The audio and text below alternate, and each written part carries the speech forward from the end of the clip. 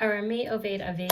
It's Leil HaSeder. Our families are gathered around the Seder table, and we want to tell them the story of Matchil B'Gnut Mesayim B'Shevach. We want to start with the Galut and end with the Geula. And where do we start that story? Unexpectedly, we start here in Parashat Vayeitzei. This phrase, Arami Oved Avi, it's very ambiguous. Who is the Arami?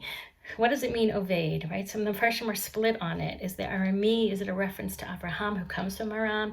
Is it a reference to Yaakov, who spends this time exiled in Aram?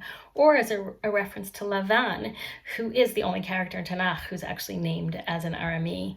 Well, that determines what you think Oved means. Is it Yaakov who's wandering and lost, exiled, or is it Lavan who is actively trying to threaten or destroy?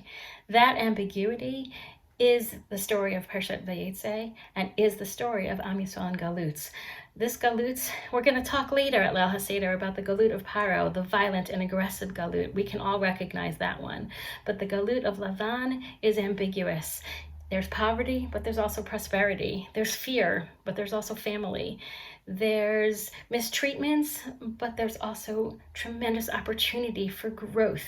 What is this galut, right? And how do we recognize it? That's where we have to start on Leil HaSeder, because that's the experience. That's one model of galut, that Am Yisrael, Ma'aseh Avot, Siman Levanim, the galut of Yaakov here is going to be a piece of the galut of the future of Am Yisrael.